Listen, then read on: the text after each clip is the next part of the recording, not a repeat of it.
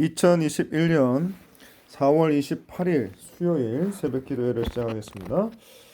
하나님 감사합니다. 새로운 한 날을 허락하시고 말씀으로 시작하게 하시니 감사합니다. 오늘도 하나님의 은혜와 사랑 가운데 살아가게 하시고 물질적으로 또 영적으로 육적으로 공고한 일이 없도록 주여 살펴주시고 함께하여 주옵소서. 성령 하나님 말씀을 조명하여 주셔서 말씀을 잘 전하고 잘 깨달아 아멘으로 받아 화답하며 하나님 은혜 가운데 살아가는 주의 백성들 다 되게 하여 주옵소서. 예수님의 이름으로 간절히 기도 올리옵나이다. 아멘. 오늘 우리에게 주신 하나님의 말씀은 사무엘상 11장 1절에서 15절까지 말씀입니다. 하나님의 말씀입니다. 암몬 사람 나하스가 올라와서 길앗 야베스에 맞서 진침해 야베스 모든 사람들이 나하스에게 이르되 우리가 언약하자. 그리하면 우리가 너를 섬기리라 하니 암몬 사람 나하스가 그들에게 이르되 내가 너희 오른 눈을 다 빼야 너희와 언약하리라. 내가 온 이스라엘을 이같이 모욕하리라. 야베스 장로들이 그에게 이르되 우리에게 이레 동안 말미를 주어 우리가 이스라엘 온 지역의 전령들을 보내게 하라.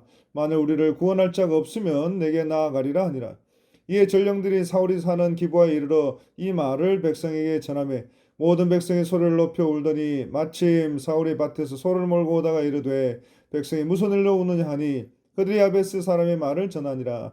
사울이 이 말을 들을 때 하나님의 영에게 크게 감동되매 그의 노가 크게 일어나 한 겨리의 소를 잡아 각을 뜨고 전령들의 손으로 그것을 이스라엘 모든 지역에 두루 보내어 이르되 누구든지 나와서 사울과 사무엘을 따르지 아니하면 그의 소들도 이와 같이 하리라 하였더니 여호와의 두려움이 백성에게 임하며 그들이 한 사람같이 나온지라.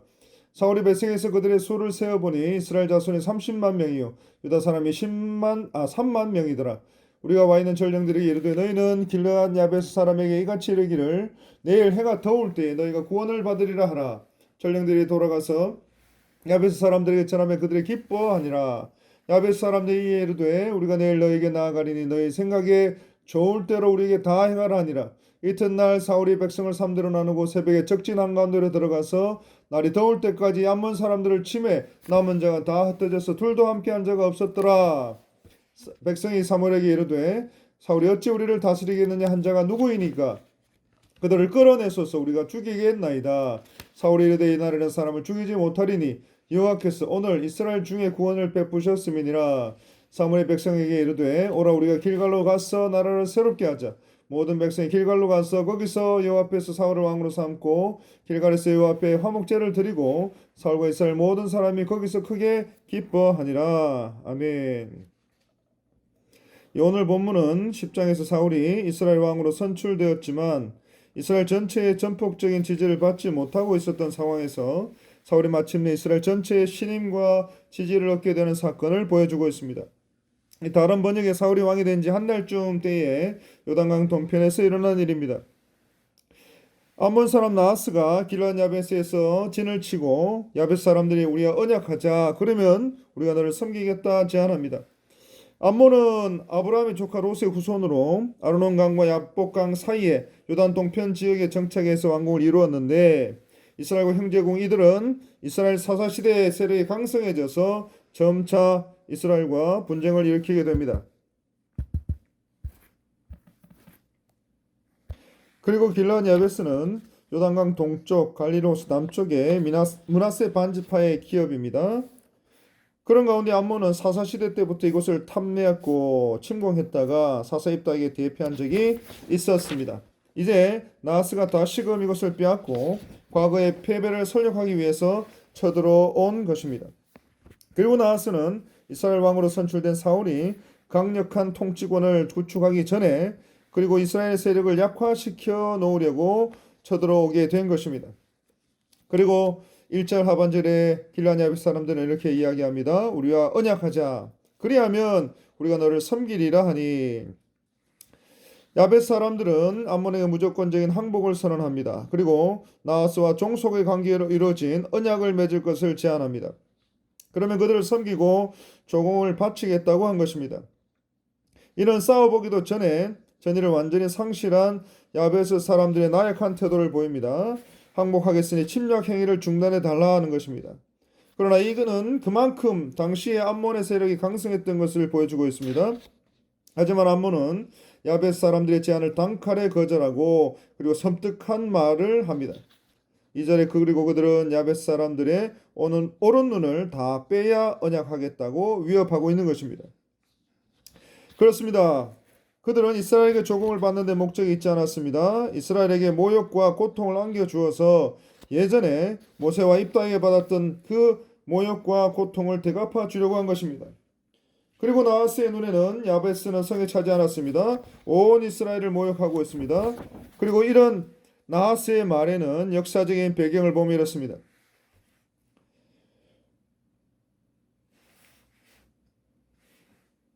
나하스는 단순한 영토 확장뿐만 아니라 과거 입다로부터 당한 조상들의 수치를 되갚겠다는 의도로 이렇게 말을 하고 있는 것입니다.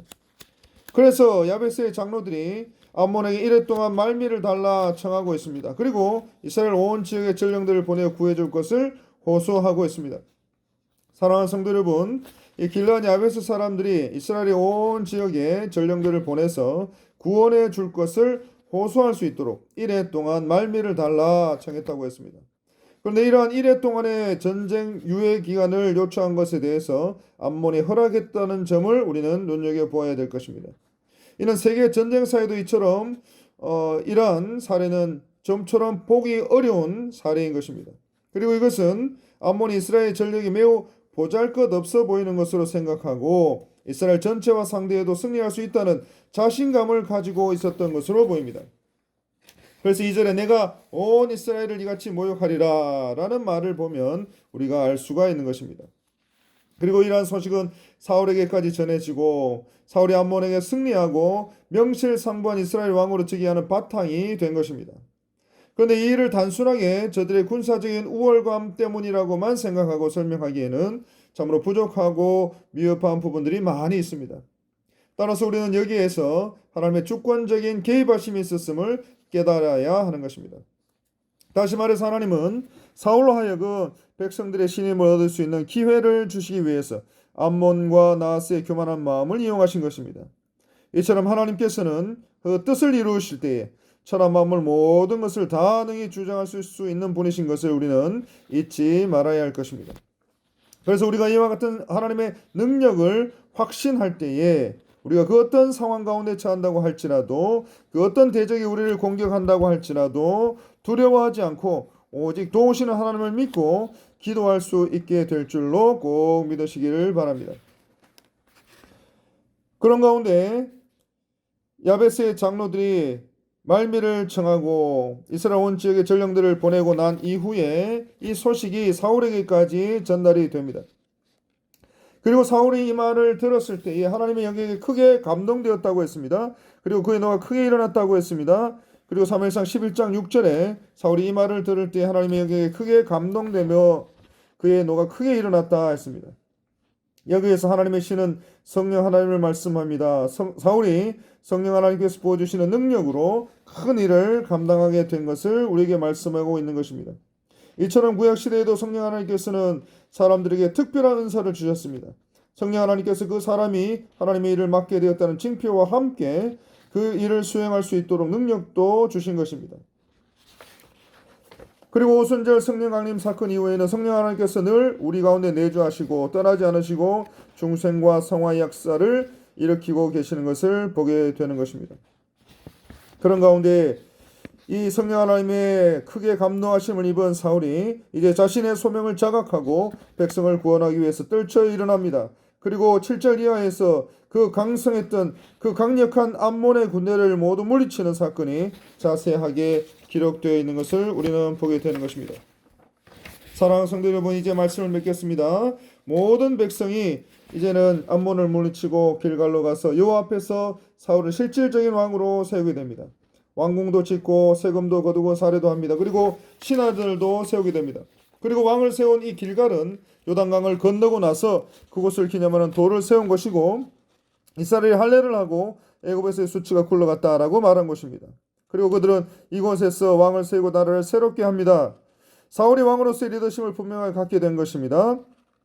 그래서 우리가 사람을 두려워하거나 암몬을 두려워하거나 우리를 대적하는 적들을 두려워할 것이 아니라 하나님을 경외하고 하나님의 말씀을 두려운 마음으로 받을 때에 우리는 세워지게 되고 성령 하나님께서 우리와 함께 하실 때 우리는 능력을 받은 사명들을 끝까지 잘 감당할 수가 있게 되는 것입니다.